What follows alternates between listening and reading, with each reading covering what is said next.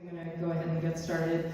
Welcome. We are so glad to have you. My name is Leslie Williams, and I'm here welcoming you on behalf of the three organizations that have planned this program: Chicago Area Peace Action, our host, Lake Street Church, and If Not Now. And we are very grateful to all of them for bringing this wonderful program to us.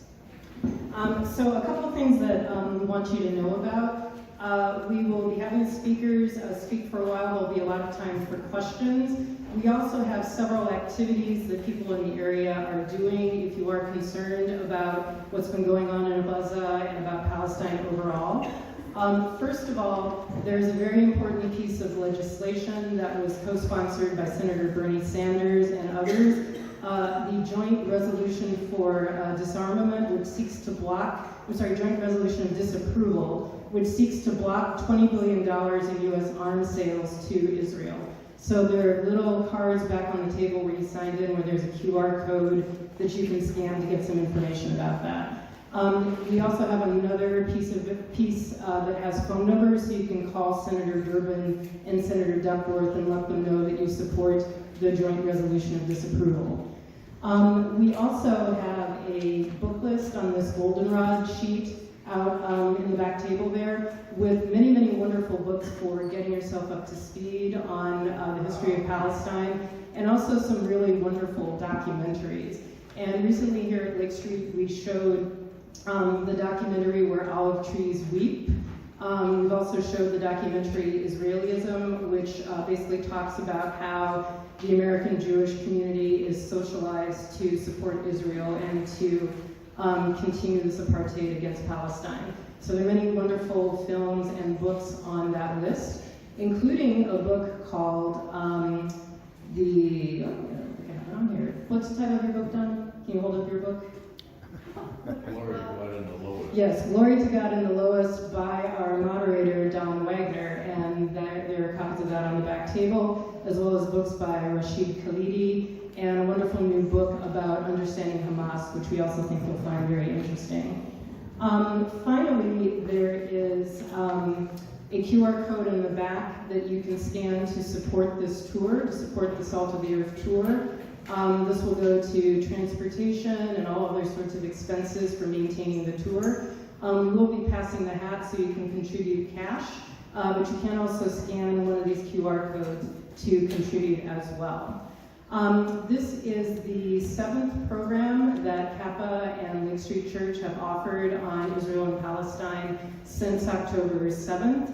And sadly, as the death toll continues to mount, this continues to be an extremely relevant and urgent topic for all of us, for people of faith and really just people of common humanity. There is also an Evanston ceasefire group. You can find Evanston ceasefire at Instagram at Evanston_ceasefire and also on Facebook. And a couple of us here are active with that, so you can contact me. You can also, Sarah, can you stand up? You can also contact Sarah Monjoy-Pepka, who's one of the leaders of Evanston ceasefire.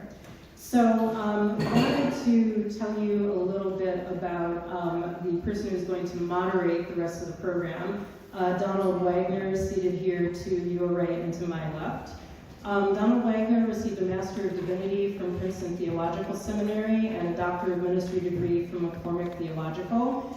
He has been the director of the Center for Middle Eastern Studies at North Park University, the National Director of the Palestine Human Rights Campaign, the Director of Middle East Programs for Mercy Corps, and he was a co-founder of Evangelicals for Middle East Understanding and National Program Director for Friends of Sabeel North America. He's written 6 books on Palestinian rights, including the most recent one, Glory to God in the Lowest. The review of Glory to God in the Lowest said that it provides a rare view of the spiritual turmoil which led Wagner, an untypical Christian evangelical, to a painful life journey of unpredictable commitment to justice for Palestinians, discovering along the way what is unholy about American foreign policy and its totem pole of values. And it gives me enormous pleasure to introduce my friend and one of the people that I truly admire most in the world, Don Wagner.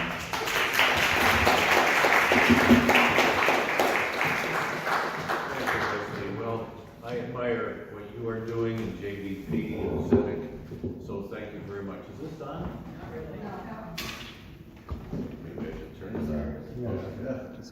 Okay, I'm a former Evanstonian for 40 years, now living in the tropics in Orland Park in Arizona.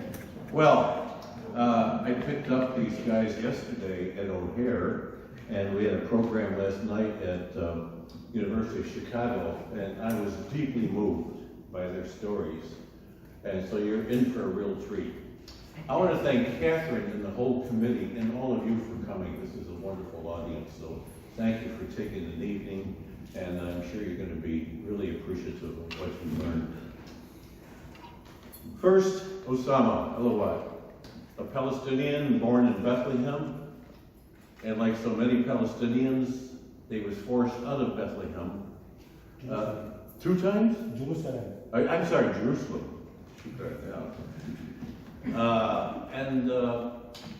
Then he moved and grew up in Jericho, which is in the tropics, a beautiful city. He has given his life really to peace work, to healing. He's a licensed tour guide, and he's worked very hard to try to get Israelis and Americans to understand Palestine. I found his story, his movement, his commitment really inspiring last night. These guys, after October 7th, and by the way, this is not a war, it's a genocide. And October 7th is not the start. You have to go back at least to 1948 and all the years of occupation and the wars in Gaza. So they decided, probably on October 8th, we've got to do something. And they went to one of the countries that really needs a lot of work, and that was Germany. And their work was so welcomed, not easy, but welcomed, that they stayed for 8 months, 6 months, then decided, well, we're going to take on another difficult country. We're going to the United States. So they've been here all over the East Coast, speaking and touring, and this is their commitment at some price. Let me then turn to Rotem, Levin, who grew up in Israel. He's an Israeli citizen. Osama is a West Bank citizen. And as you'll hear his story, how he was enculturated into Zionism and the military at a young age. He served in the military for 3 years, and some questions began to be raised, and very moving how his conscience was moved. Eventually he said, I've got to learn about the other side. He was told, don't go over there to Palestine, to the West Bank. It's dangerous. In fact, it's illegal, technically, in Israel. But he not only went over, he began to learn Arabic, make friends, and then he moved and lived in Beit Jala, a Palestinian city adjacent to Bethlehem. His commitment runs very, very deep. Now, sit back, listen carefully, and then we'll have time for your questions. Keep your questions short, so we have a great audience, so we'll have as many that we'll cover as possible. But let me thank the 2 of you. God bless you, empower you, and now let me turn it over. Who's going to go first? You got your mic. Thank you so much.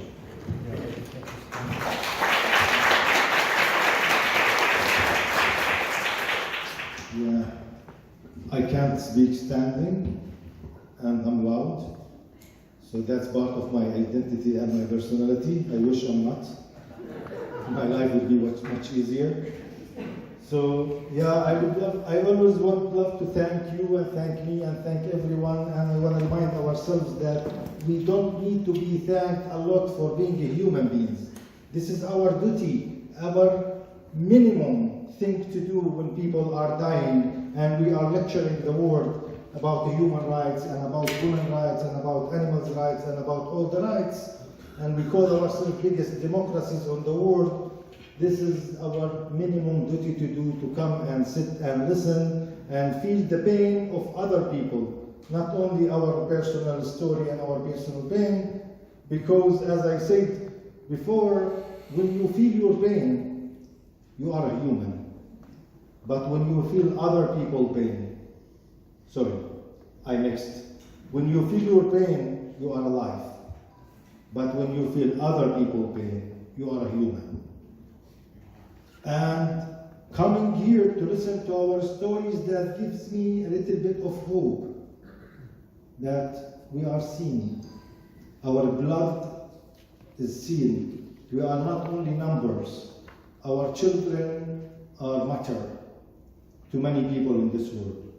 So we have started, Rotem and I started this tour 16th of October after the war, because we felt we can't sit and watch what's happening. And we went to Germany, and we have seen people are confused about who's right and who's wrong, while people are killing each other and trying to give a name for our death instead of standing together and stop the massacres and stop the death and then talk about the rest.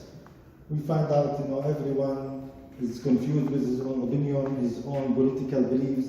So we are inviting all of you here to listen to us, and we are not here to convince you which side is more human than the other, or which side is right and which side is wrong. We are here to share with you facts, to share with you how the system works on our land, to share with you how our life look like. Yeah? Even if you think you know what's going on in our land more than us, we are inviting you to listen, to put all your beliefs aside, all the things you came with from your house. Maybe some of you already wrote their questions and called us names, Some people call us normalizers, some people call us anti-Semites, some people call us traitors, everything. And I am so happy to be called all these names, because I'm here to disturb your peace. Yeah, I'm here to tell you that you can't live normal life and live in peace while people are massacred and your government, your taxes are going there to kill our kids. You have to move. It's your duty to move. As a human being, you need to move. So we're going to share our personal stories just to put you in our experience and how we lived. It represents us, no one else. And then we would love to hear your questions and to answer according to our beliefs. And we're going to share with you what we think should happen on our land in order to reach peace. Thank you.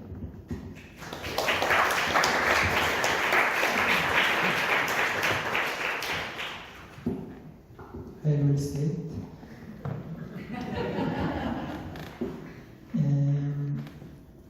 So thank you for coming, everyone. My story started in a small village in Israel, not far from Tel Aviv. As a child, I knew only Jews. There were only Jews around me. In my village, there were only Jews. In my school, only Jews. So I couldn't really relate to this identity, the Palestinian identity, because I didn't know Palestinians. And maybe I was 10 years old. It was the second Intifada, 2000, when I started to hear about Palestinians. And I heard about them through the radio, through the TV. I heard that there are suicide attacks every week. Buses are being exploded, and the Palestinians are those who are behind these attacks. And I don't know Palestinians, so I'm becoming terrified from Palestinians. They are those who are attacking us, trying to kill us. And I grew up in this environment that I'm afraid of them, but I don't know them because I cannot see them. And then, growing up in Israel, I think I started to understand what it means to be an Israeli through the annual ceremonies. So in Israel, we have every year the Holocaust Memorial Day, and a week later we have the National Memorial Day. And we invite the soldiers to participate in these ceremonies. And I remember as a child I go to school, and I see soldiers entering my school with full uniform and long weapons, and always the teachers used to welcome them with so much love and respect and appreciation. And it was like a ritual.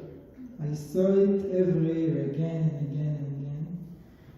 That at some point I just realized, it became clear to me that when I will be 18 years old, I will be a soldier like anyone else. All my family were soldiers at some point of their lives, all my teachers, all my village. So for me it was just a question of time until I will become a soldier. And I realized like this is what it means to be an Israel. Like you have to go through the army. Everyone does it. And this is the way we can protect ourselves from these Palestinians who keep attacking us. And then my mom started to take me to her own ceremony because her cousin Itamar was killed as a soldier. And again, so similar scenario, we go this time to the graveyard and soldiers from Itamar's unit coming to participate in the ceremony. But this time my mom is the one who is hugging them with so much respect and love and appreciation. And I was told by my family that Itamar was our hero. He sacrificed his life while protecting us, so we will be safe in our homeland. And I remember, every year we used to go again. I was 16 years old, I think. I started to have this inner motivation. I want to be like Itamar. I want to go and protect my family. I want to be part of this collective effort. And I want to be loved. And I realized that if I want to be loved in this society, if I want to be appreciated, if I want to be part, there is one way. And it goes through the army. At the age of 17, I traveled with the school to see the death camps and to learn about the Holocaust. Most of the Israeli Jewish students, they participate in these tours. It became some kind of an industry. And I remember it is a very intense experience. We go to Auschwitz, we go to many places, and there are Israeli flags everywhere. And the message was that the only way to solve the anti-Semitic problem of Europe is by creating a Jewish nationality. This is the only way we Jews can be safe. And we cannot trust anyone to protect us. We have to do it ourselves, with our own hands. And if we will not do it as a collective, if we will not go as a whole generation the next year when we will be 18 years old to serve in the army, who knows what might happen. Maybe even history might repeat itself. So I came back from Poland and very, very motivated. I was very motivated. Okay, now it's my turn. Like many generations before me, now it's my turn to sacrifice the collective, to go and protect my people, to be part. And I remember back then it didn't cross my mind that refusal is an option. For me, refusal wasn't an option. I have never heard about anyone who chose to refuse.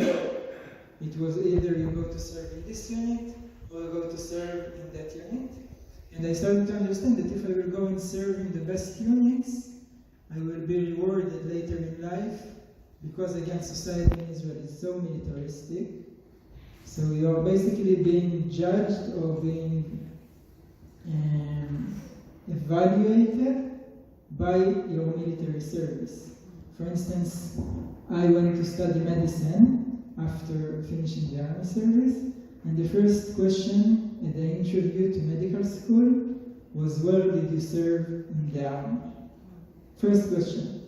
And once I said the name of the unit, there was a huge smile from here to here, and I knew I passed the interview immediately. And of course, if I will say I refuse to serve, it will not be a good answer. So at the age of 18, I was recruited and enlisted to the same unit as Itamar, the cousin of my mom. And I remember the reactions from everyone around me, all my friends, all my family, all my teachers were so supportive that I was sure I'm doing the most important thing I can do in my life. I felt I'm on the golden path, felt so proud of myself, so much support. And then again, I didn't have second thoughts or anything. I was just amazing. I'm doing the right thing. And after 2 very intense years of army training in this unit, my team was taken to a Palestinian village in the West Bank on the other side of the wall. And it was actually the first time I go to the West Bank, because my father always used to say, you shouldn't go there, it's dangerous, there is occupation in the West Bank, settlers, and if the Palestinians will know that you are an Israeli, they might hurt you. So in the middle of the night, a group of 15 full-armed soldiers, we entered the village, we crossed the village by foot. When we reached the center of the village, the commander came to me and to another soldier, and he told us to take the shock grenades and to throw them into this yard. And I remember it was like a movie. I was so focused on being the best soldier I can, following the order. I just took the grenade, I threw it, there was a big boom, then silence again. Everyone probably terrified inside the homes. And then on the way back to the base, suddenly the other soldier came to me. And he said, you know what, I think we shouldn't do such things. And I remember it caught me unprepared. I didn't expect it to come. I was so much focused on being the best soldier I can. But somehow, I felt like actually he's right. There was no one, no immediate danger.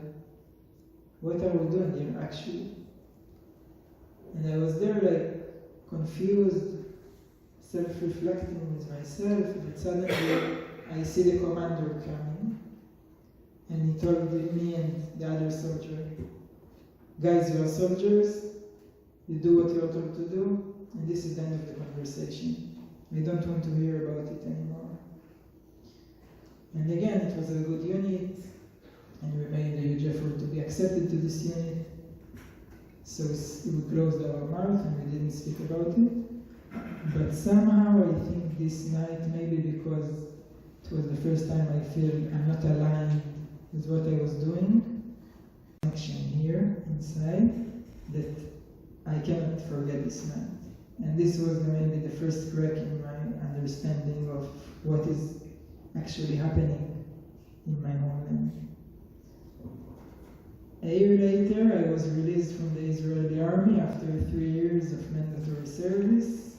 Luckily, I didn't have to fight or to shoot anyone, and I wasn't traumatized like many other soldiers, but I felt I was programmed to be this soldier, I can say maybe this robot, because this is how it felt. It felt like I disconnected from myself. I became this being who is just following orders. For 3 years, I was focused on how to follow orders the best way I can.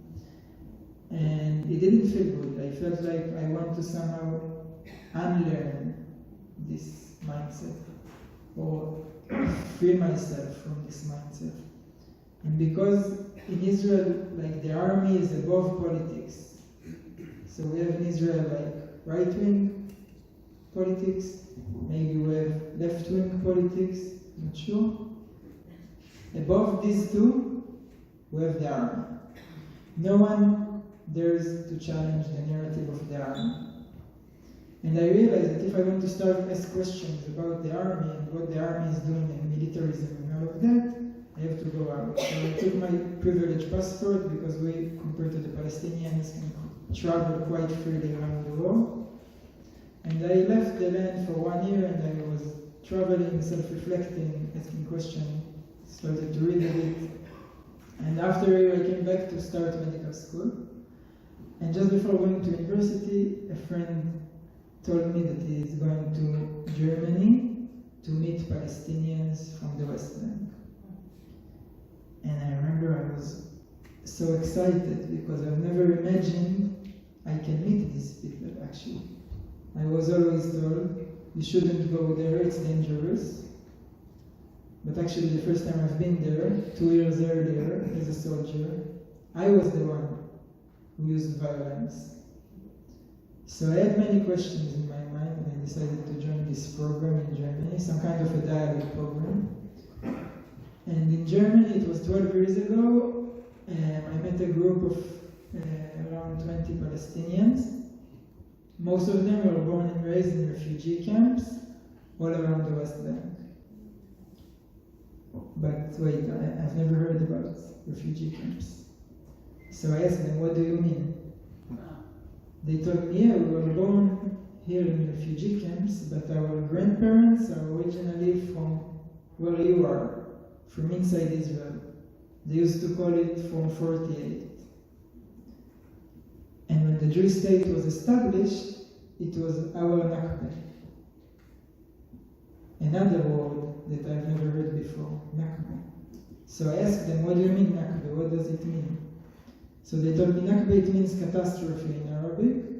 And this is the term we Palestinians use to describe our catastrophe. And they said that over 400 villages were destroyed completely, and over two-thirds of the Palestinian population were expelled from their homes to refugee camps in Gaza, all around the West Bank, Lebanon, Syria, Jordan, and later all over the globe. And many Jewish refugees came from Europe and later from the Arab countries and took their homes that were not destroyed in Jerusalem and in Haifa and Jaffa and Karan and other places. And honestly, for me, it was too much because I didn't understand how is it possible that the gap between the narratives is so big. Something didn't make sense. How come I live all my life, 23 years, on this land, it's my homeland, and I've never heard about Nakba, about refugee camps. So I was confused, but at the same time we sat there in Germany for 10 days, speaking our fears, our stories, our realities, traumas, from morning to evening. And I connected to these people on a very human level. They became my new friends. I started to care for them. I've seen them crying for hours, sharing their stories, the stories of their grandparents. And I realized, okay, they are not making it up. There is something here, of course. So I started to read about the Nakba. And very early I've learned that there is a law in Israel that prohibits schools from even mentioning this word. Like if you're a teacher in the Israeli school system, you're not allowed to even say the word Nakba. And many lost their jobs just because they were insisting to teach their students.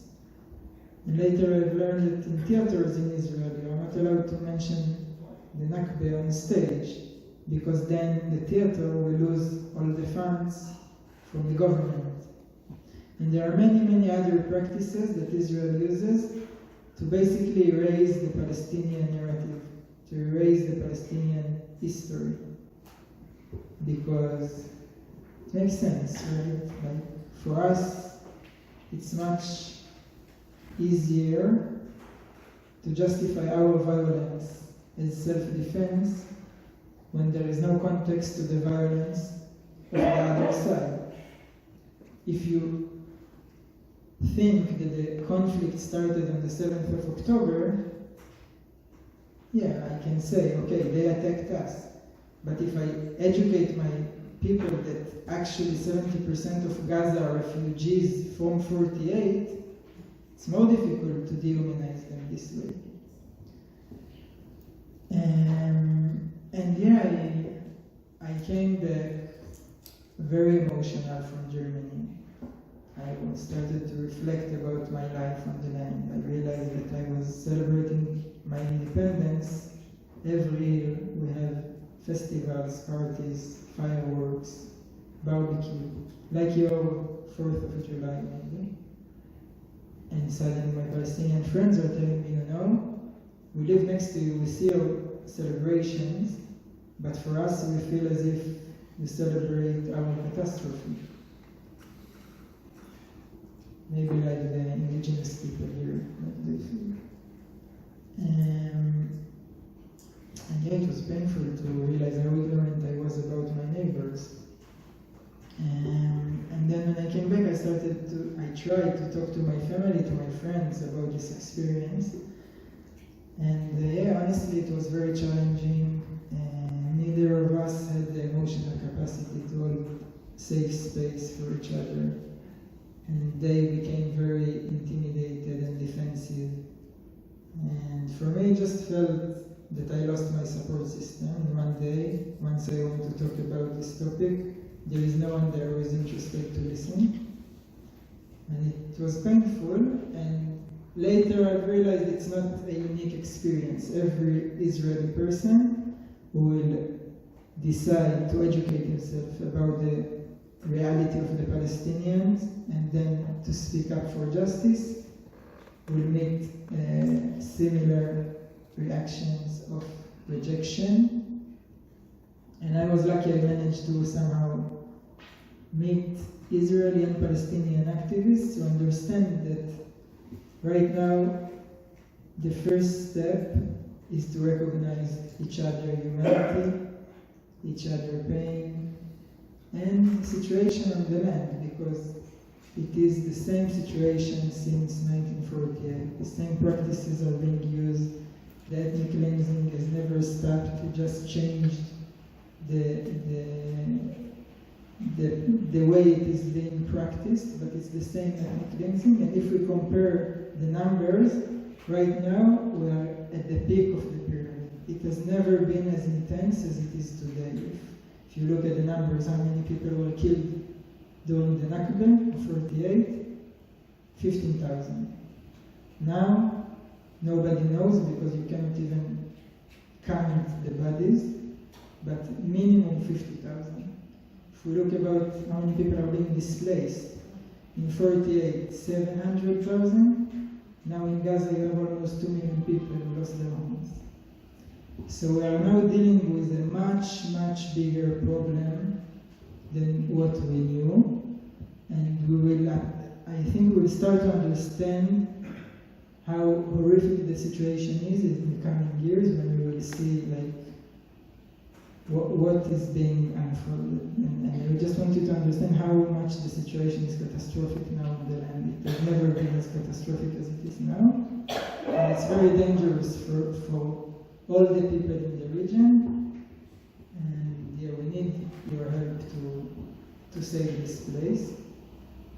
And then I decided to move to live with my Palestinian friends in the West Bank, on the other side of the wall, which is, for Israelis, it's like as if I lost my mind, because, man, they will kill you like immediately, right? You will not live for more than one day if you move to live with them together. But for me, I just knew that I trust them because they were my friends. And I want to show my people that this whole fear-mongering and dehumanization is not right. If I will just recognize their suffering, their reality, they will recognize me. And this is what happened. It was, it changed my life actually, because first, like, I moved to this place where, like, I'm not supposed to be. The Israeli system say that it's illegal to go there for Israeli Jews, and they cannot guarantee your safety, but somehow I'm safe. Like, nothing is actually happening to me.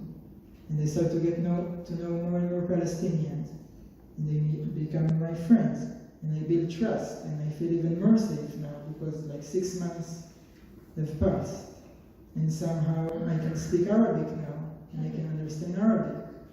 And I take the bus from place to place, and it's okay. I'm not terrified as I was as a child from this language, because I understand no one is there to attack me. They just speak about daily routine life like any human being. And more time passes, and then my whole perspective changes. So I used to see them as potential threats. this is how I was raised to see them. And now suddenly I start seeing them as potential friends and colleagues and even lovers. And somehow I can change, like I can imagine a different reality. I can see us living together on this land, but we cannot live under this system in peace. Because this wall, that now I'm on the other side of the wall, right? I used to call it the security wall. This wall is here to protect me from the Palestinians. This is what I was told since a very young age. And now suddenly, I live on the other side with the Palestinians, and they tell me, what security wall? This is the apartheid wall. They built it very close to our homes, so they could confiscate all our olive trees. And we lost our historical income, the way our ancestors used to live for hundreds of years. And then, in the weekend, I want to take my car and go to see the beach in Tel Aviv, in Jaffa. And I can do it, right? Because I'm Jewish, I can cross the checkpoint. No one will ask me anything. In 1 hour, I will be at the beach. But I cannot take my Palestinian friends, because they are not citizens, they are not residents, they are stateless.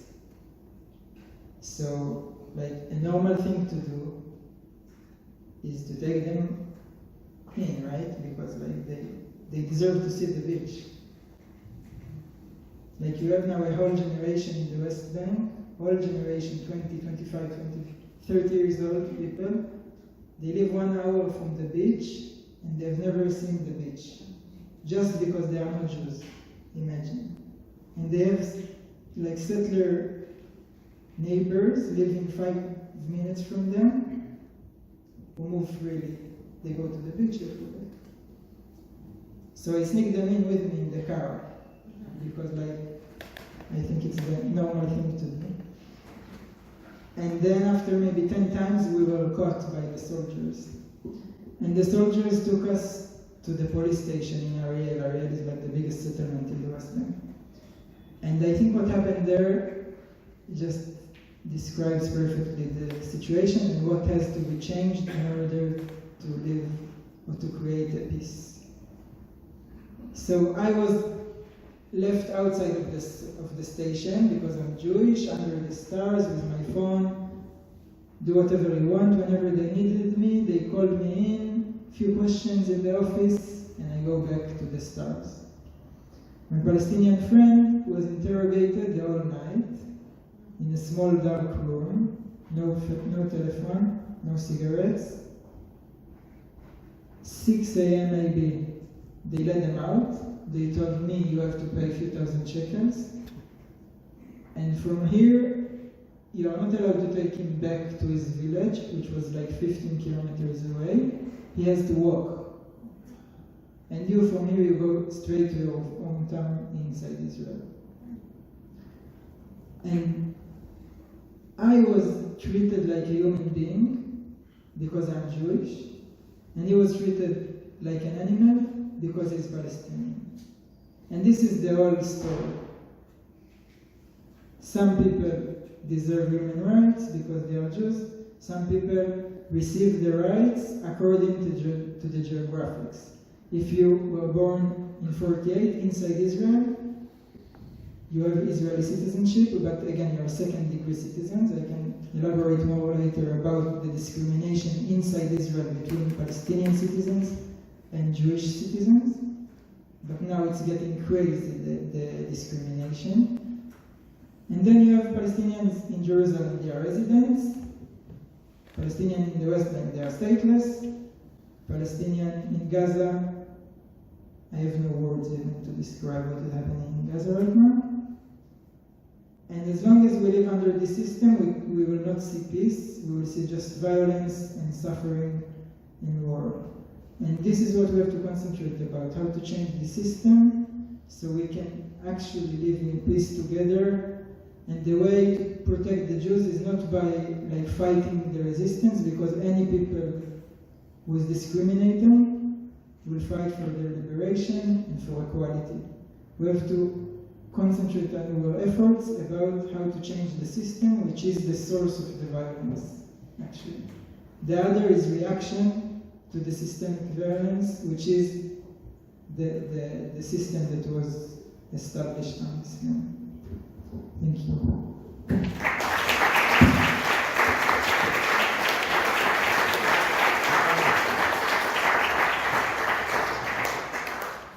Thank you so much. A very powerful story, but now we need to hear a little bit more from you.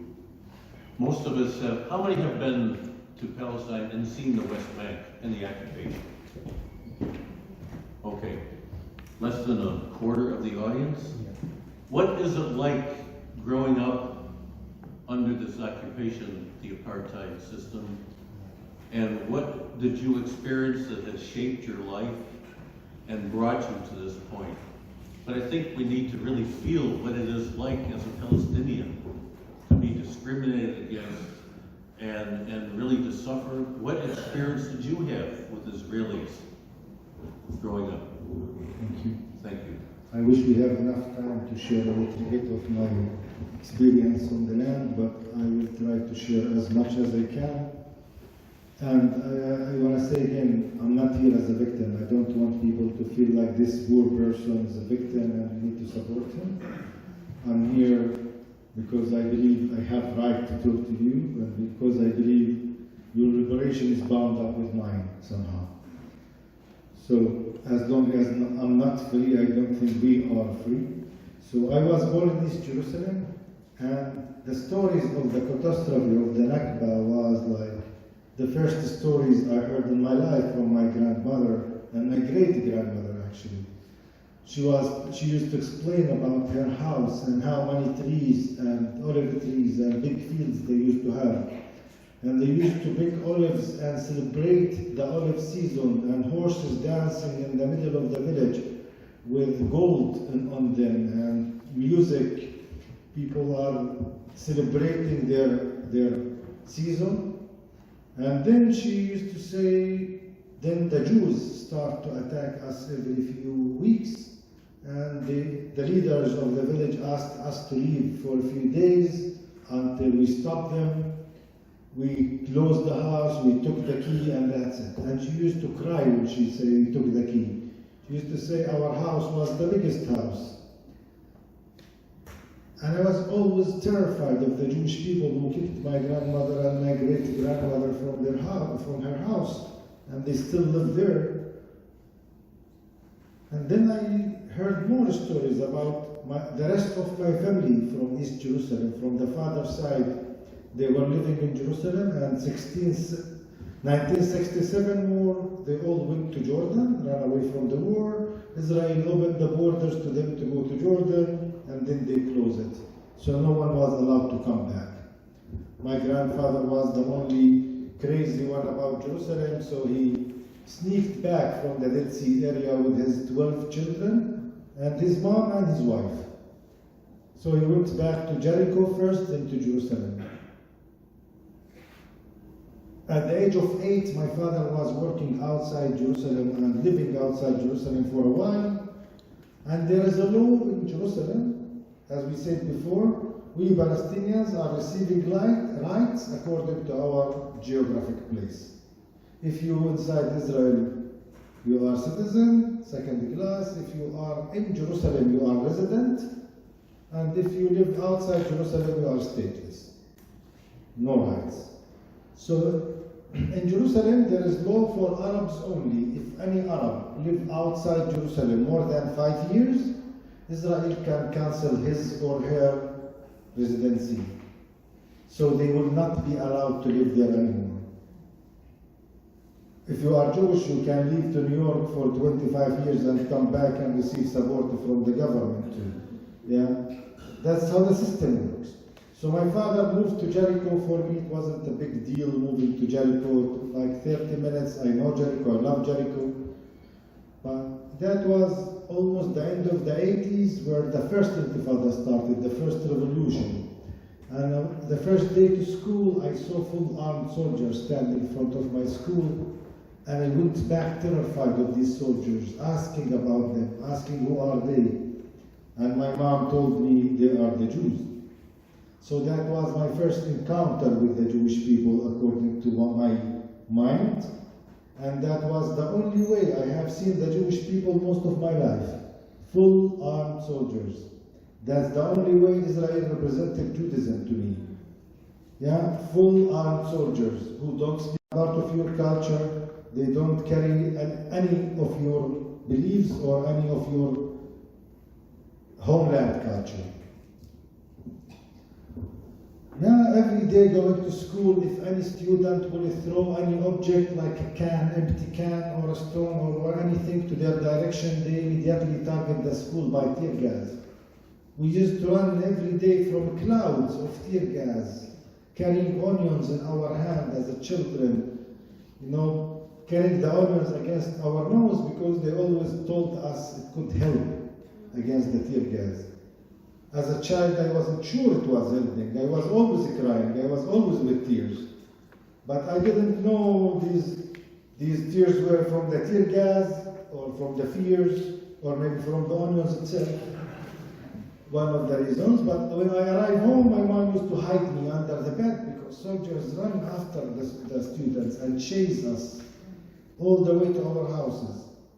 Few weeks after, the army commander decided to close all the schools in Jericho.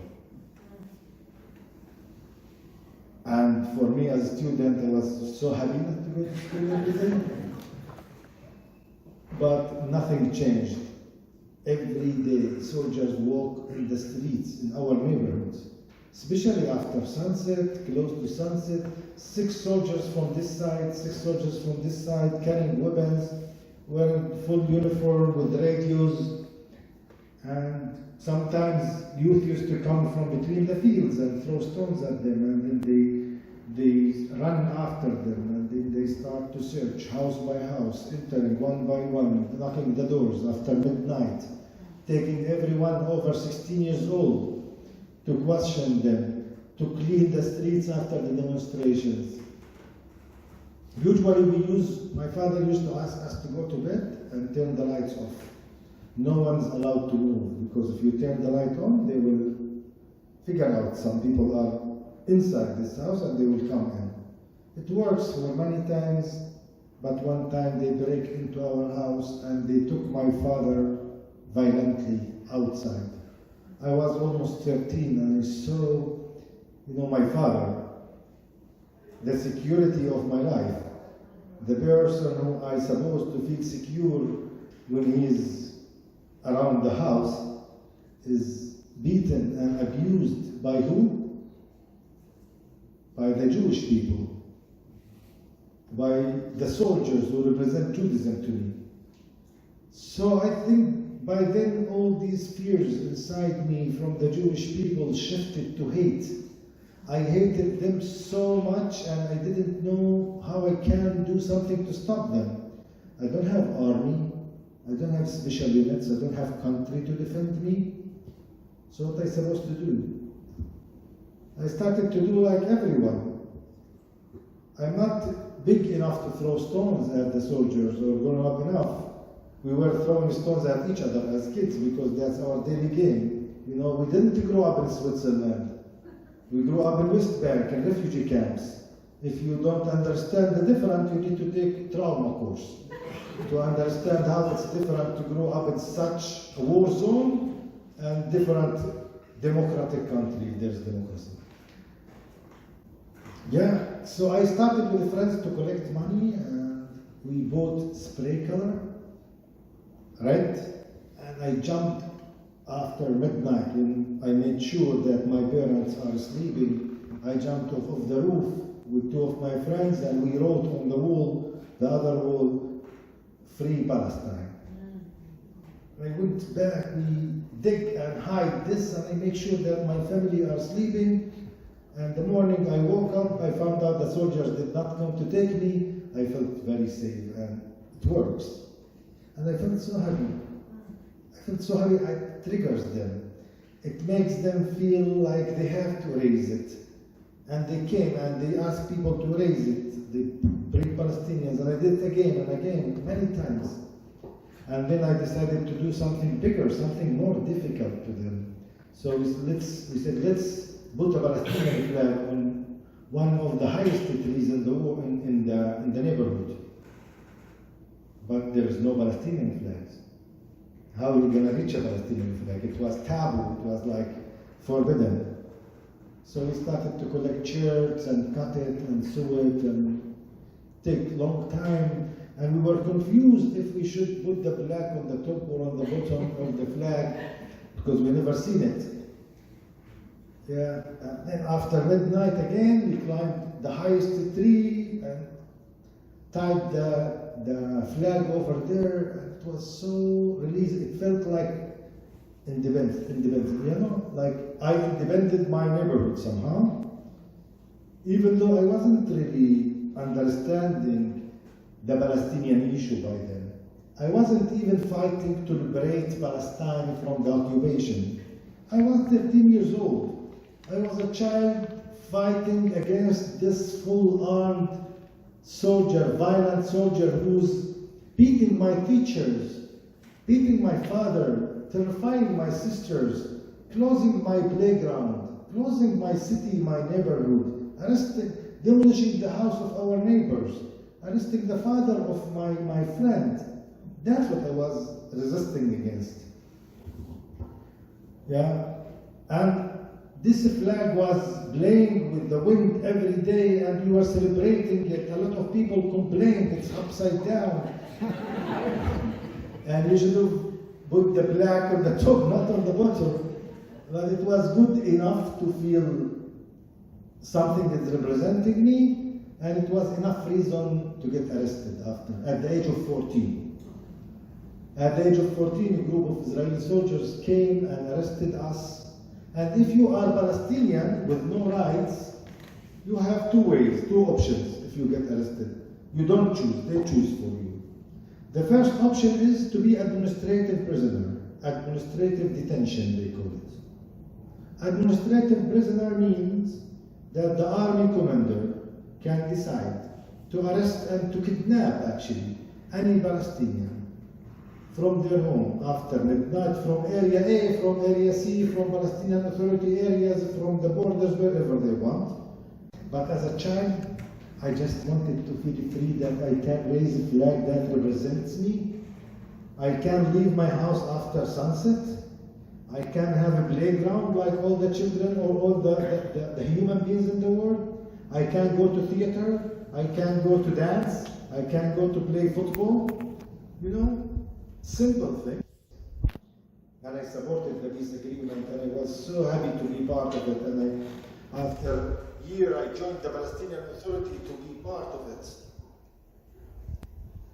And 1998, I found out that it's not really working, this whole peace agreement. They promised us to, they promised us to give us 20% of our homeland in order to live in peace, and we accepted it, 22%, to be fair enough. And now, every day they are taking part of our peace. Like every day there's a new settlement. Every day the number of the settlers is raising. Every day they confiscate more land. This land they confiscated as border zone, and this land a settlement zone, and this land a fire zone, and this land a street zone, and this land whatever, many zones. And this works on us only. And they never negotiate my grandmother's house, where they start still living in it. And as Kennedy said, you can't negotiate with someone who says what mine is mine and what yours negotiable. And that's exactly what it was. That was how the peace negotiations was. By then, I was very disappointed. I left the police and I wanted to do something different. 2001, in internet cafe, I was doing search over there. Group of undercover, they call them undercover special units. I call them undercover terrorists. But yeah. They came and they stormed the internet cafe and they start to shoot inside and speak Hebrew. And I lied under the desk and I was looking and I saw people bleeding, dying for the first time in my life. The friends who were talking to me are dying in front of my eyes. 3 people were bleeding. One of them died immediately. His name is Amr. and then they arrested us for 3 days. They took us to an army base with handcuffs, blindfold, and then, I don't know, they put us in a basketball playground, and every day they took us in and out to question us. It was cold, it was hot during the day. My hands were, I did not feel my hands. The handcuffs, plastic, they use plastic handcuffs, the things you tied the cables of the car, you know. And I could not feel my hands. For 3 days I was begging them, I want to move my fingers. No one was there. After 3 days they let us go, they throw us in the middle of nowhere. I went back home broken, crying, trying to move my fingers, just to move them. And I went back home and I found out my mom was crying because she thought that I was killed. Because no one knows who was killed, who was arrested. They take everything and they don't care. And for 3 days my mom was waiting for my body, crying. And when I saw my mom in this situation, the day after I decided to join the resistance again. And I said, if my mom will cry, she will not be the only one. They will cry with her too. I will hurt them first. I will take revenge. I will do all what I can against them. And I joined the resistance for a few years where I lost a lot of my friends. They were killed and arrested and tortured. And luckily I survived until 2007 when the Palestinian Authority and the Israelis and the Americans decided to go back to negotiate peace again. I wasn't sure it's the right thing to do to negotiate peace again, but we were forced to accept this deal. And we did. 2010, I was in Bethlehem. It was snowing. It was very cold and snowing, and I was looking for a ride to go back to my warm town. And suddenly one of my friends passed. He was going to Bethlehem, and I jumped at his car asking him to take me back. He said, I will take you back, but first I'm going to peace conference. And I said, okay. And there is a hot meal, he said, there is a hot dinner. I said, that's good, like ride and hot meal and peace conference. I was so excited to see how peace activists look like, what language they speak, if my English is good enough to speak to them. And I went there and I found out, when I entered to the room, I saw a guy sitting with yarmulke, kippah, on his head. And I stepped back and I looked at my friend Ahmed and I said, this is not our room. He said, this is our room. I said, what do you mean? There are Jewish people here. He said, yeah, there are some Jews believe in peace. I said, what do you mean by they believe in peace? You lost your mind? Since we signed for peace, they are confiscating our lands and our rights piece by piece. And you know what? They even killed their own Prime Minister, Rotem, because he signed for peace agreement. You silly, how are they going to listen to us? And you know, because I'm the only right one, and I'm the only narrative, no one can challenge my beliefs. Yeah, like a lot of people these days. I went out, and I was boiling outside, waiting for my friend to take the ride back home. And suddenly, from inside, I heard a woman speaking Hebrew and someone translating her. She said, I'm Jewish, I'm Israeli, I served in the army. I believe we have the right to live on this land and be safe. But I don't think we have the right to control lives of other people. I don't think we have the right to discriminate other people according to their faith. We have been suffering from this during the history, and I can't believe that we, the Jewish people, are doing this thing to other people. This is not in my name, and I don't want to be part of this. And if we agree with her or not, for me that was a big shock. It was a big like crack in my narrative. How come there is a good Jewish person? How come they suddenly talk about me? How come they suddenly see themselves as a system who discriminates me? They're always right. That's what they told me. Every time I used to have any conversation with a soldier or with a policeman, they used to say, this is land without people to people without land, and God promised me your grandmother house. And since when people are recognizing my catastrophe, my pain, and I went back home for 3 months thinking and trying to convince myself that it's possible to be a good Jew. And I decided to go back maybe to find the second good Jewish on the planet. And I went back to a place where I met a group of Israeli people or youth who refused to serve in the army, refused to serve in the Israeli army, and they said to me, we recognize what happened to you. We recognize your catastrophe. We recognize your pain. We are willing to take responsibility. We have to take responsibility.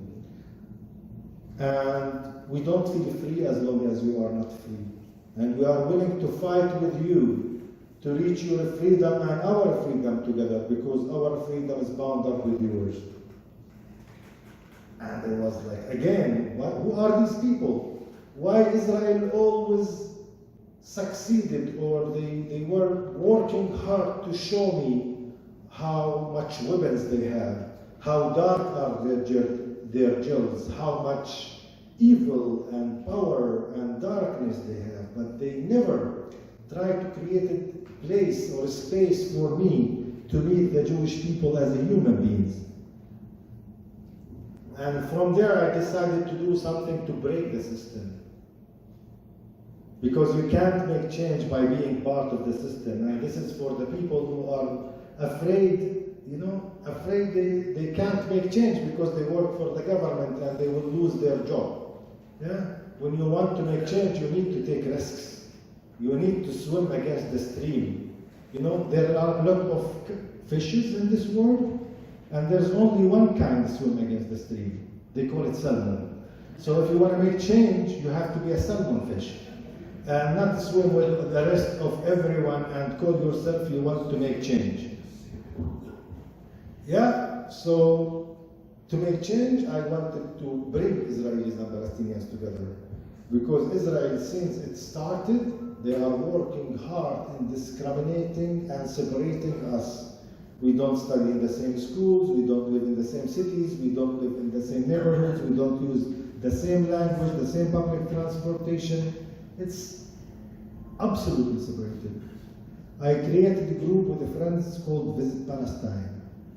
And I started to bring groups of Israeli Jewish people to our cities, to Jericho, to Bethlehem, to Jerusalem, mostly Ramallah, and to show them we woke up every day in the morning to work. We open our eyes to go to schools, to universities. We are the most educated people in the Middle East, by the way. We have agriculture even though you are cutting our water every day. We have the best olive oil even though your settlers are killing our trees every day. We succeeded to build economy even though we don't have borders. We don't have ports. We don't have airports. We don't have exports. We don't have anything. You controlling our life, and we love life. We know one is sharpening their lives every day in the morning to go and stab Jews. But if you make my life impossible, if you don't recognize my existence, you're gonna face my resistance.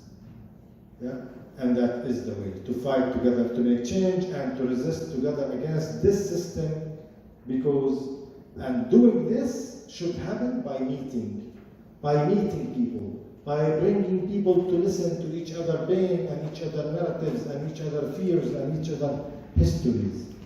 And as Mahmoud Darwish said, I will end with this like usual. Mahmoud Darwish was a Palestinian poet, and he was the poet of the revolution. Before he was expelled from his home in Deir al-Asad, he was in relation with a Jewish woman. Her name is Tamar ben Amin. So she sent him a letter to Lebanon asking when we are going to meet.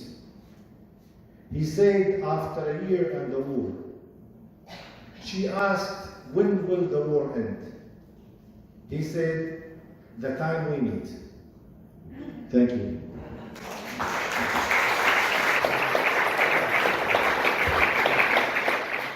Thank you. So, first there are more refusers, and much more than before. Most of them, they are scared from the reaction from the society, to be called traitors, to be called those who are not willing to give for the collective. So most of them will try to sneak out from the army. They will go to the psychiatrist, or they will just disappear and not go to reserve service. And you have like more that actually are willing to go public and say we are against what is happening. But the majority of those who refuse don't have the courage to do this. I think for me it's clear, like, first, Israelis, they live in existential fear right now. The media, the narrative in Israel is that the Palestinians tried to eliminate us on the 7th of October, and now we have to fight back, otherwise it's either we kill them or they kill us. This is the narrative now in Israeli society. So for many Israelis, it's like, oh, I go to fight, or I will not exist. I do see a shift. I do see more people are trying, like they don't want to be part of this, but they don't speak about it. They don't have the courage. I think also, I think like in Israel, you have to understand, people in Israel, they don't see what you see. Okay, they don't see the videos from Gaza, most of them. Some people choose to follow, to see the videos, but most of Israelis, they choose not to. And the Israeli media and the mainstream media will not show them anything. So the bodies and bodies are being eaten by dogs and many things that we see every day now on our screens. Most of Israelis, they are not aware of this. And again, this is part of the system, how to show to the Israelis one story so they can still believe that they are defending themselves from the evil or something. And one thing about solutions, I think I agree with Osama that it's not the time to fight over solutions, because we have a genocide and we have to stop it right now, and we have to build a coalition and to unite as many people as possible. And for me, if this discussion creates conflict inside the movement, I prefer to leave it for after we stop the violence, because right now you have to understand it's a privilege to fight over like solutions. People are losing their lives every day. They need to stop the violence. This is what they are dreaming about. For me, like separation, it's not sustainable. So if you want to create some kind of separation on this tiny land, because this is what you think that is the solution, it might be the solution for a few years, but in the long run, we have to find a way to live together, to build trust, and to share the land. This is the only future. Walls cannot last for long. It might be a stage, but in the end, we have to create one area where people can move freely, can live wherever they want, have the same rights. And I don't know, maybe two-state federation, I'm not really that interested in the specifics. I'm more about the values, like as long as people are not equal, as long as some people have rights, some people are not liberated, we will not have a solution that lasts. Did everybody hear the last sentence? Equality. We must be equal if there's going to be whatever state, 1, 2, or confederation. I just want to say a few words to her. I think, as a Palestinian, I see it different. I see Israelis don't refuse to serve in the army for 3 reasons. The first reason, because they are the chosen ones. If they are the chosen, who are you to tell them what they have to do? The second, they are the only victim. And if they are the only victim, they will never do any mistakes. The third reason is if all the democratic countries of the world are supporting them, if all the biggest democracy who believe in all the rights are supporting them and telling them that you are right, why would they stop? Why would they see themselves bad? It was on the Israeli TV. It was live, showing a few Israeli soldiers taking a Palestinian prisoner from the ground, raping him out there. It was live, and it was in the Israeli news. And in Israel, it was a big discourse between who think it's right to rape the Palestinian prisoners and who think it's not right. You know, that was the discussion between them. So I think they don't see what they are doing, and the whole world is supporting what they're doing. That's why they will never see themselves as doing something evil. Okay, next question. Sorry to keep talking about two-state, one-state, binational confederalism. I know we keep talking about these as they're the ultimate solution, instead of, like you're saying, dealing with actual issues on the ground right now. What are some very basic steps that can be taken in Israel to make lives better and easier, other than ending the genocide, of course?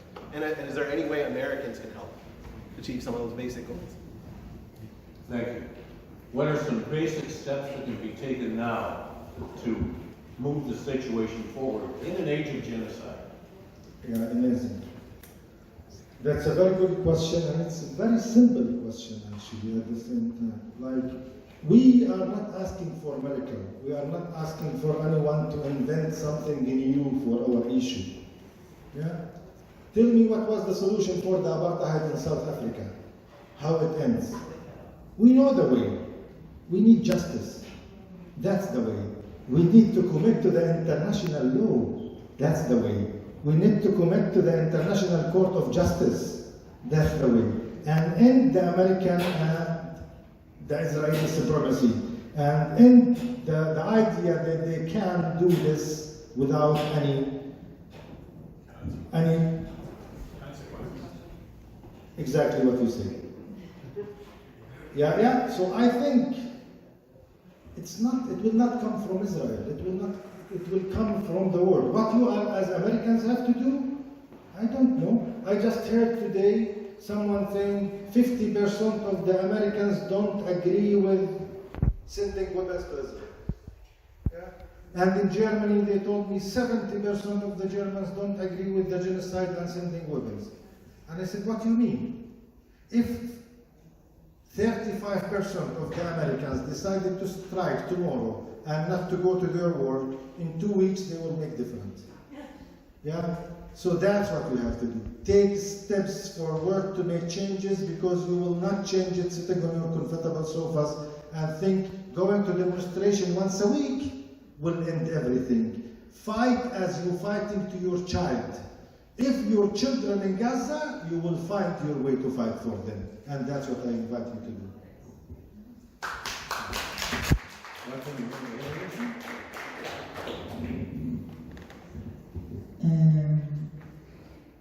Yeah, I think many times we look for the problem outside, and actually the most difficult thing is to find where we are actually complicit, where we are actually aggressive in our own life.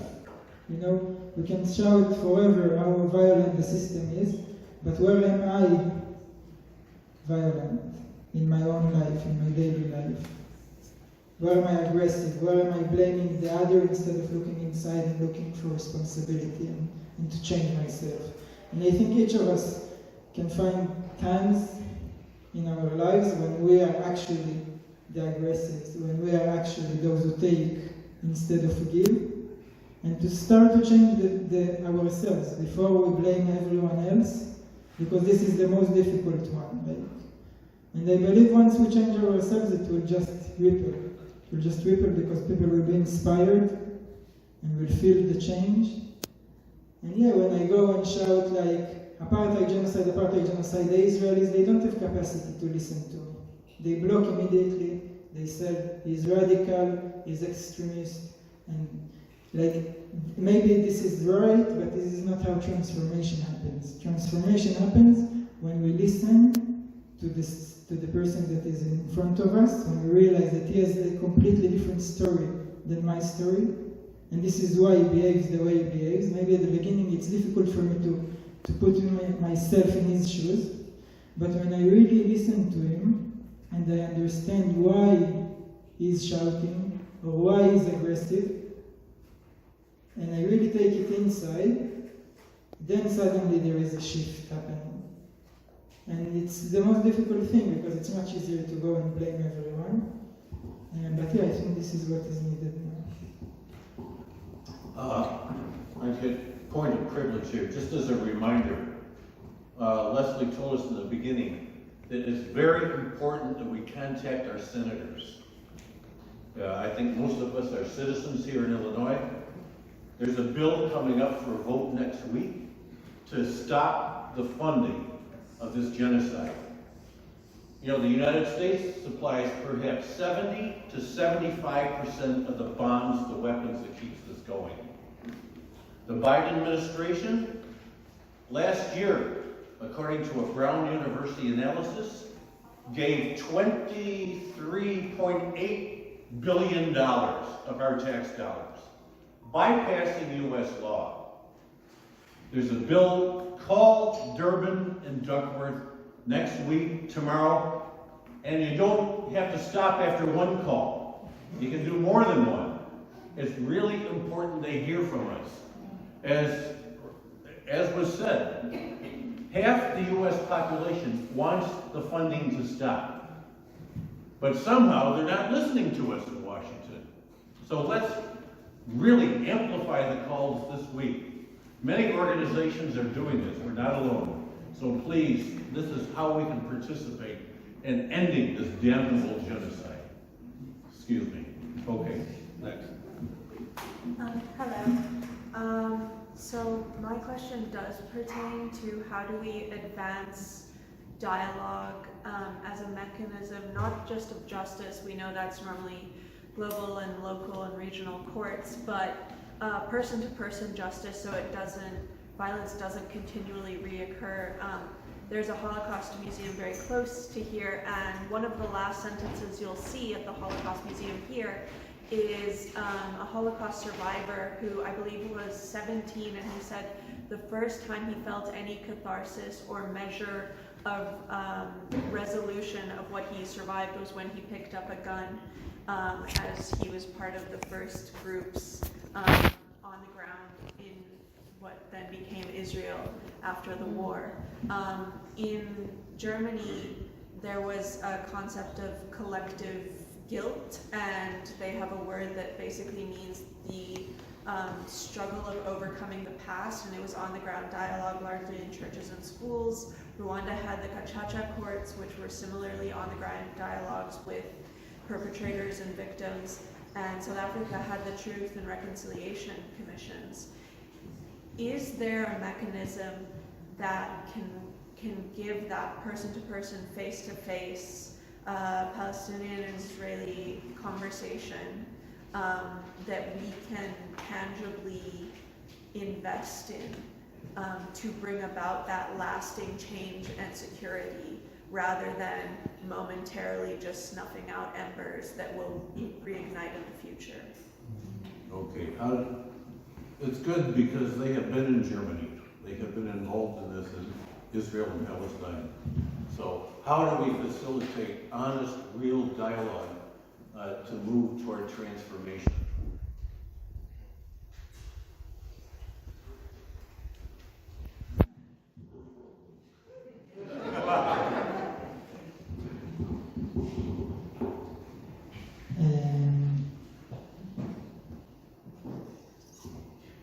I think now, we have to do everything simultaneously. During such intense moment, to concentrate our efforts only on dialogue is not enough, of course. We need embargo, we need to stop the military machine. For me, dialogue is this is the lasting piece, right? this is how actually we build trust, how we build understanding. And this is what transformed me. This is how I realized what is the reality on the other side. And there are many projects, many programs that promote dialogue. We have schools, mixed schools in Israel, bilingual. Of course, they are not allowed for Palestinians. So, yeah, there are some projects that you can support.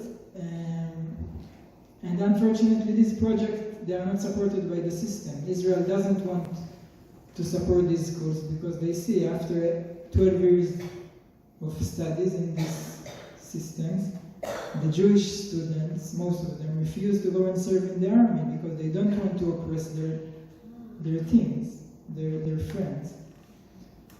So again, we are fighting against the system that doesn't want us to meet, doesn't want us to get to know each other, erasing the narrative of the other, and we need to build power, we need to build progress, we need to build alternative education system.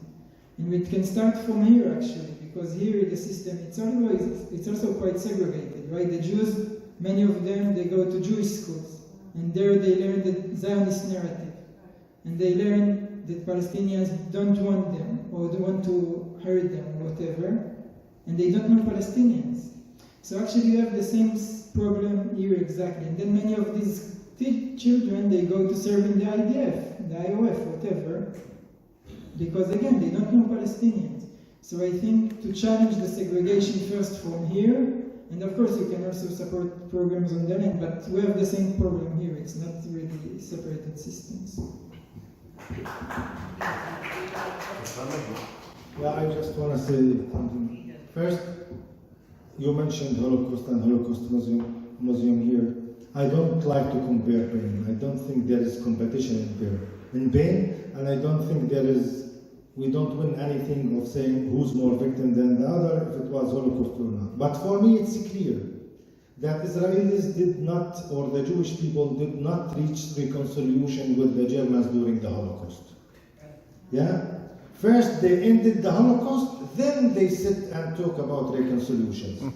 So when we want to talk about something, we all need to sit and condemn the occupation and recognize the occupation and end the occupation, then ask ourselves to sit together and to find a way to move forward. No peace without ending the occupation. No peace, when there is no justice, there is no peace. Talking about peace without talking about ending the occupation, without talking about justice, is just a dream that is very far, and I don't think we're gonna reach it. And not everyone who will come to fight with me have to condemn the occupation from the first second. Yeah, in my life, I use two things to be able to talk to people. First rule is connection before correction.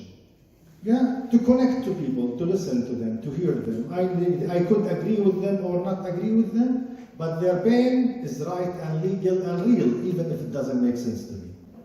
Second is to meet people where they are, not where I want them to be. Yeah?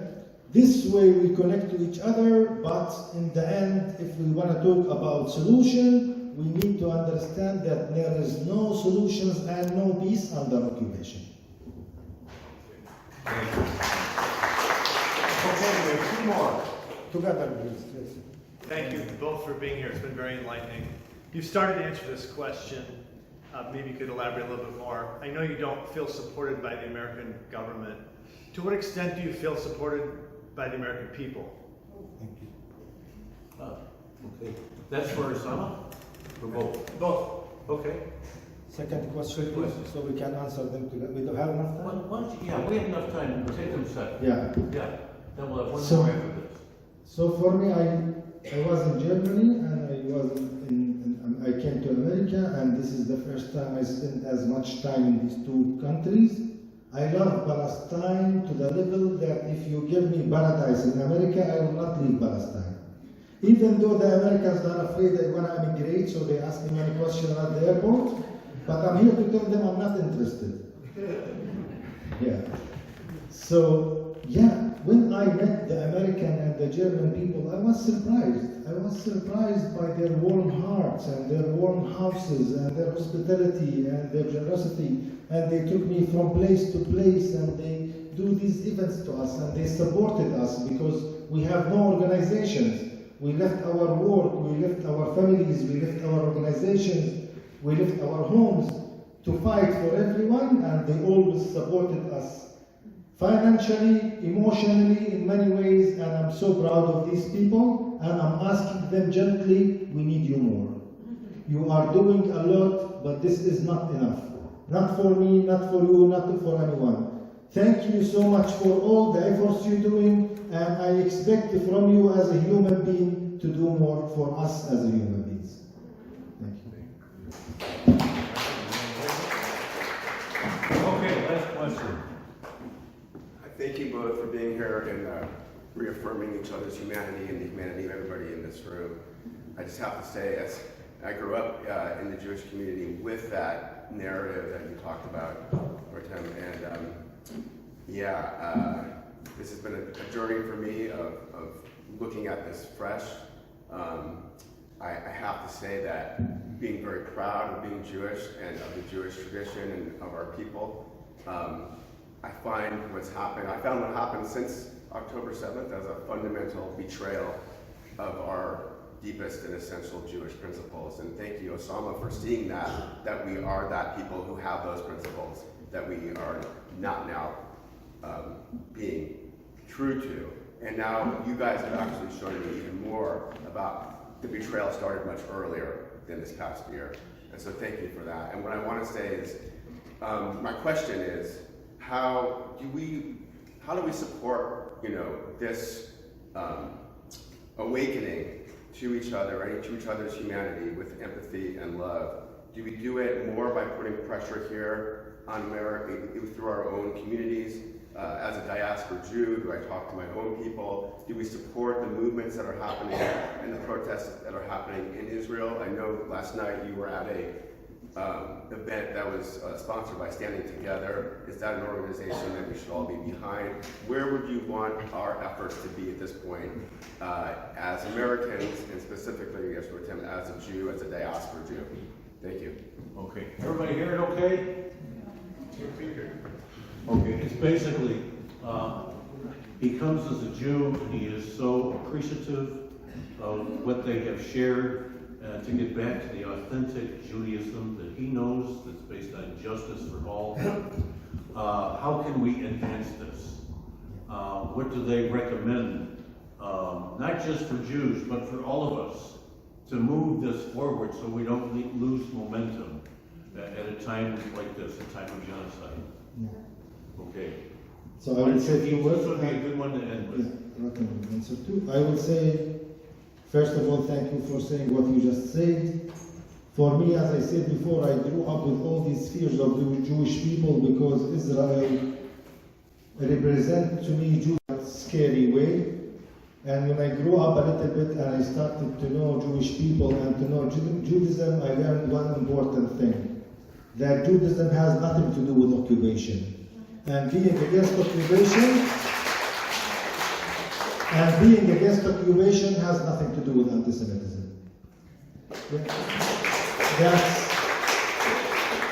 what you have to do. I learned a lot about Judaism, by the way, after I met the Jewish people. And I went out back to dig in history, and I can tell you that genetic way, I'm Jewish more than most of the Jews on the land. Genetically, according to my DNA. Let's not go there because they are not interested. But all what I am saying is, to you as a Jewish person, seeing the Jewish students in the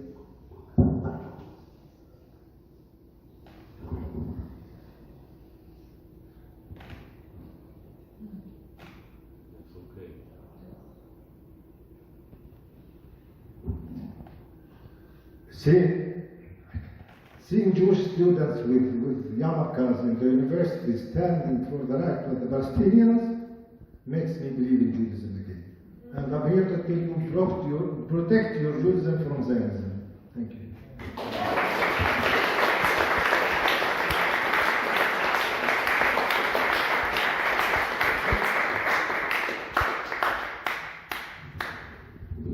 Yeah, I agree with Osama. Yeah, I just want to remind us that Jews here have different situations than the Jews on the land, and I think you can be an example for us how to create solidarity, how to build a movement together, how to fight together. And yeah, I really believe in Judaism. It was very difficult for me to actually connect with Judaism because Judaism was so political in the land. It was always about politics, always about power, dynamics of oppression. So I took steps back because I didn't want to be part of it. And now I came here to the States and suddenly I got to know Jews who are actually fighting for justice. Which for me on the land I had like how many? 50, 100 people I knew, and suddenly here every day, again and again, Jews come and they are open, they believe in like humanity and like universalism, and I was like, wow, okay, so maybe I can connect with Judaism again. And which was for me like just amazing, like healing to realize that Judaism, again, like Osama mentioned, is not about oppression. And for me, yeah, I just wish like that we will somehow build power now and build solidarity movement and stop it together. I believe like that it's our all responsibility together. We're all complicit in this together, and it's time to wake up and to just create the alternative that we want for this world because we don't have time. This is the truth. We don't have time, and we need you with us.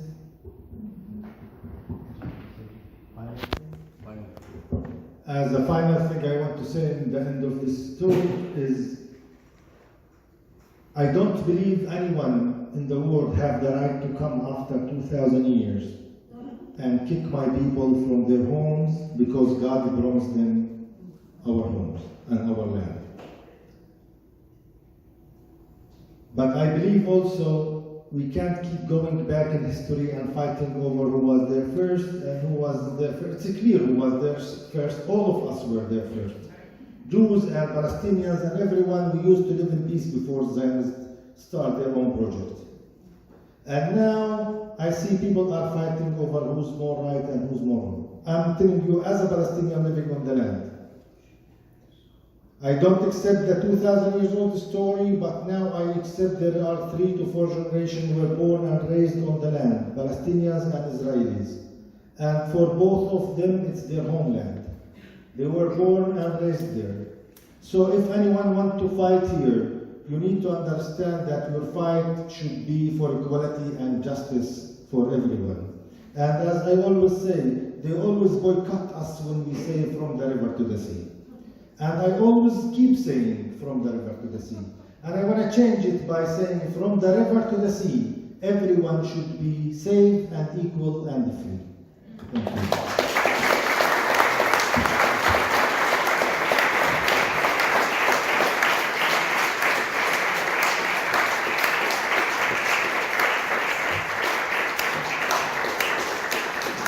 Thank you for being such a warm, giving audience. And thank each of you, speaking from your heart. These guys have made tremendous sacrifice, leaving their jobs in their families for over a year to do this. They're already talking about now after they go home, they're going to come back because this is important. We are in a moment where we can't allow the clock to be turned back, despite even the election last Tuesday. We have to now rise up with strength, with justice, and move forward. Now I want to thank you also. You all have donated $598 towards expenses. I'll round it up with the $2. We need $2. Yeah, we need $2. I think I have it. But thank you for being such a warm, wonderful audience. Thank you, Catherine, and your committee here at Lake Street Church. This has been a wonderful evening. We'll stick around for a few more minutes if you have any additional questions. But please go home inspired to work, call your senators, keep studying, and stay active. Thank you so much for being here.